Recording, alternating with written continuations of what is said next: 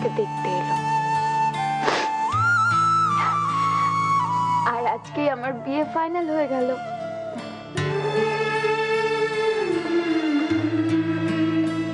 আমার বাবা মার আমার জন্মদিনের তারিখ মনে থাকে না, অথচ আমাকে জল পুতুল সাজিয়ে ক্লাবে নিয়ে যেতে চায়, কারণ সেখানে অসীম বর্মনরা আসবে। আমার ইচ্ছে না থাকলে ওদের সামনে আমাকে হেসে হেসে কথা বলতে হবে। আমি একটু পায়েস করেছি, দেব? হ্যাঁ, আজই তো নভেম্বরের,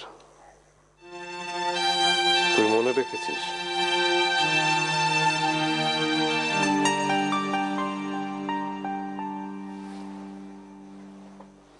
তুই যা, শুয়ে পড়, আমি কাল সকালে খাবো। এবার ঠিক সময় কামড় দেবেন। কি আজে বাজে কথা বলছো? ঠিক বলছি, মিলিয়ে নিও।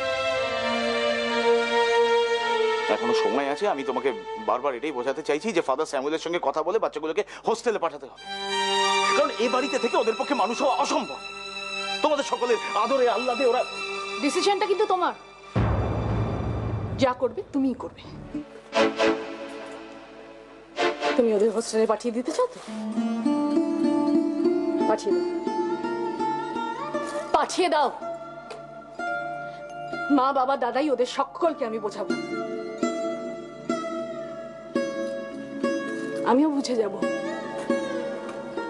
মানিয়ে নেব, মেনে নেব, আমার কষ্ট হবে না, একটু কষ্ট হবে না। কি আরো কিছু বাকি থেকে গেছে? সায়ন, আর কিভাবে তুমি আমায় অপমান করবে? আর একটা বিয়ে পাগলি মেয়ে তার মা বাবাকে নিয়ে তোমার বাড়িতে গিয়েছিল প্রেম দীক্ষা করতে, তাই না? সোহিনী প্লিজ, সোহিনী দেখো কতগুলো বাচ্চার দুষ্টুমিরা বোকামির কাছে হেরে যাবে। কে বলেছে হেরে যাবে? আমি হেরে যেতে শিখিনি সায়ন চ্যাটার্জি। হাজার হাজার মানুষের সামনে দিয়ে আমরা দুজন মিলে ঘুরেছি, বিবেকানন্দ পার্ক, কফি হাউস, সব জায়গায় সব মানুষ দেখেছে আমাদের দুজনকে। এমনকি এই ফুচকালা লোকটা পর্যন্ত জানে যে আমাদের দুজনের বিয়ে হবে। এগুলো হেরে যাওয়ার জন্য নয় সানি। আমার বাবা মা মাথা নিচু করে তোমাদের বিদ্রুপ সহ্য করেছে। আমি তোমাকে ছেড়ে দেব না সানি, একদম আমি তোমাদের ছেড়ে দেব না। সোহিনী প্লিজ দেখো, এসব ভুলে যাও না। না, আমি কোনোদিন ভুলতে শিখিনি আর কোনোদিন শিখবও না। সোহিনী, সোহিনী, বাড়িতে কোনো গেস্ট এলে, যে কোনো কেউ এলে তার সঙ্গে দুষ্টুমি করতে নেই,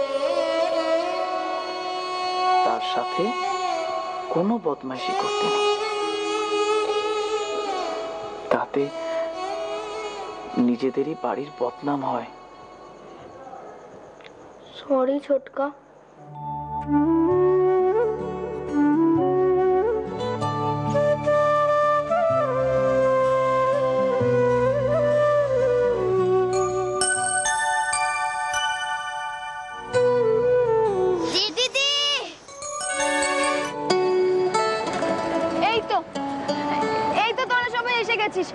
আর বাকি সবাই কোথায়?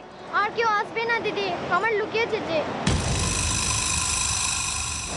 মা বাবা আসতে বারণ করেছে। বড়রা আসতে বারণ করেছে? কেন? যদি জানতে পারে মা বাবা খুব বকবে। এখন আসছে দিদি। আপনার স্কুল চলবে না। 2-4 দিনের মধ্যেই আমার কথাটা আপনি মিলিয়ে নেবেন। আপনার স্কুল বন্ধ হয়ে যাবে।